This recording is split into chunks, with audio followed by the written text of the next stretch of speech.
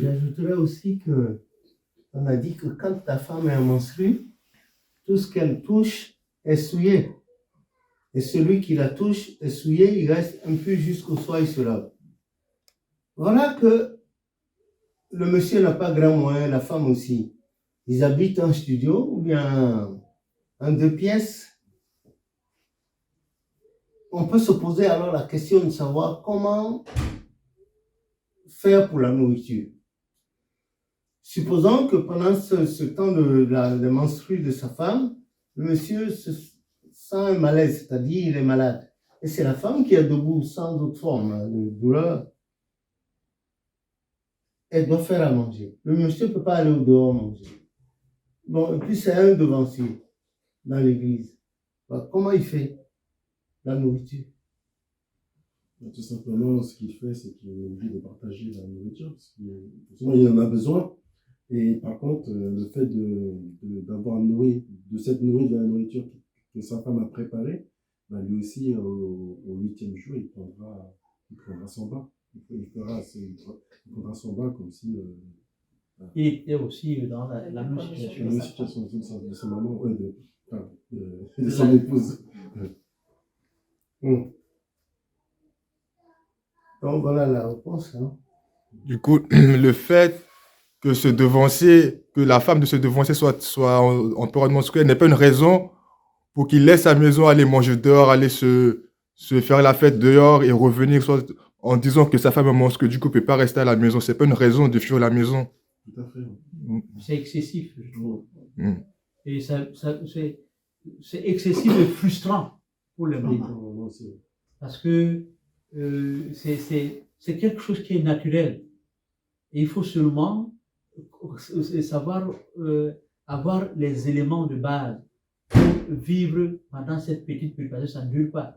Pendant cette période-là, et pour vivre pendant cette période-là avec son épouse. Il ne faut pas diaboliser la maman. Non. Je prends le cas d'une sœur ou d'une maman qui est gravement atteinte, qui est malade et a besoin d'une prière. Est-ce que le devancier peut se rendre dans sa maison, faire une prière, sachant que cette femme est en période menstruelle? Moi, je crois que oui, il peut y aller sans mettre sa soutane. Il peut faire la prière, puisque Dieu est l'esprit. Il s'occupe de la personne qui est malade, il fait sa prière. Et sinon, moi, il y a une question qui avait été posée sur le WhatsApp, mais je n'ai pas eu le temps de répondre, ni papa. C'est que la jeune dame demandait qu'elle est à l'autre bout de la terre, et aux alentours de sa maison, il n'y a pas de devancier, il n'y a pas de paroisse, et le 8e jour, qu'est-ce qu'elle doit faire, qu'est-ce que... La question est très très longue. Mais en gros, elle voulait dire que quelqu'un qui se trouve en dehors, où il n'y a pas de paroisse, il n'y a pas de devancier. Comment faire? Et ça, là, bon, je ne sais pas. Qu'est-ce que vous pouvez lui répondre? C'est-à-dire qu'elle est seule, même pas un enfant. Non, il y a probablement un enfant. Moi, je crois que s'il y a un enfant, Dieu est esprit. S'il y a un enfant, un garçon, c'est lui qui peut prendre le commande. Elle dirige le petit, parce que c'est là un petit qui ne connaît pas grand-chose. Parce qu'elle étant une maman peut-être qui a déjà une certaine expérience dans l'église, d'où elle va dire au garçon de faire ceci, de faire cela, de faire cela. Le parfum, on peut acheter le parfum. On peut l'amener, dit tu achètes, elle ne peut pas toucher. Ou bien elle achète au moment où elle n'est pas elle n'est pas dans des conditions de menstruer, mais elle met ça à part, et le moment venu, il dit au garçon, donc tu vas prendre déjà au 7e jour, elle a tout ce qu'elle avait accouché pendant cette période, comme à la normale, et puis au 8e jour, il dit à son garçon de prendre une bougie, de l'allumer, de prendre il peut faire le reste, et lui dit, prie comme ceci, parce que peut-être le petit ne connaît pas, parce que là, elle n'a personne. Elle n'a personne. D'où, ça c'est des cas extrêmes, ça. Mais Dieu est miséricordieux, hein. D'où c'est le garçon qui va faire le truc. Bon, maintenant, il y a aussi une autre question. S'il n'y a pas de garçon, s'il n'y a personne, Ça aussi, c'est des cas qui peuvent exister. C'est des exceptions. Mais il faut que... À cette question, j'aimerais en profiter pour demander à papa. J'ai eu à voir des cas où les mamans étant seules à la maison, on leur a proposé d'avoir des parfums Saint-Michel, tout ce qui sert déjà sanctifié à la maison, qu'elles détenaient dans un coin. Et chaque mois, quand elles n'avaient personne à la maison, elles pouvaient déjà l'utiliser, faire l'eau elles-mêmes, se sanctifier avant de venir à la paroisse.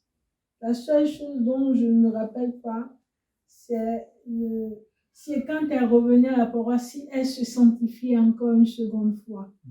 Je crois qu'il y a eu des cas où on ne nous a pas expliqué qu'elle revenait à la paroisse pour se sanctifier. Donc, elle se sanctifiait, elle croyait qu'elles étaient déjà dans les normes. Dans les normes.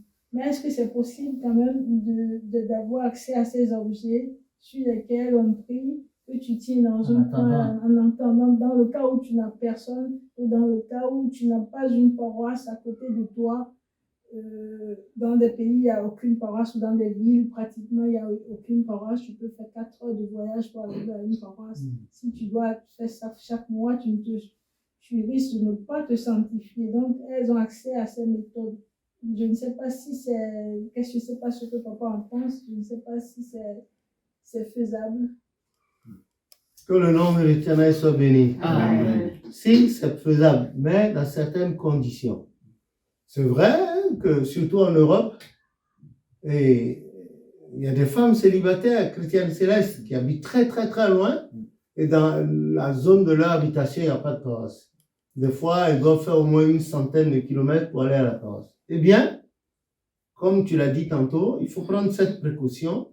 Déjà, le flacon de parfum ou bien les flacons de parfum, même des fois de l'eau bénite dans les bouteilles, déjà faire ce genre de prière là-dessus. Mais cette femme-là prendra la précaution d'avoir déjà de l'éponge, du savon et la bougie à la maison. Si bien que le 8e jour, ou bien elle prend une des bouteilles d'eau bénite et verse dans de l'eau, elle se lave. Et elle est regardée comme étant purifiée. Si elle vient à la paroisse, si le cœur lui en dit, on peut lui faire un autre bain passager, cette fois-ci par un devancier. Un devancier, voilà. Maintenant, chez elle à la maison, si elle a le flacon de parfum, c'est le 7e jour. Mais on n'a pas dit que le 7e jour, elle pourrait toucher au flacon. Voilà. Donc, elle sait qu'elle va avoir ses menstrues peut-être dans une semaine. Qu'est-ce qu'elle fait? Déjà, elle prépare de l'eau sanctifiée là, et puis elle met de côté. Elle prélève une partie du parfum, elle verse dans l'eau, elle met de côté. Puisqu'il y a déjà la prière du chargé de paroisse là-dessus, elle met de côté. Et quand elle finit ses menstrues, après avoir lavé son linge le 7e jour, le 8e jour donc, elle procède à son bain de purification et sanctification avec l'eau qu'elle a mis de côté à partir du jour. Maintenant, si elle vient à la paroisse, si le cœur lui en dit, elle peut demander qu'on lui fasse aussi un bain appuyé là-dessus. Voilà.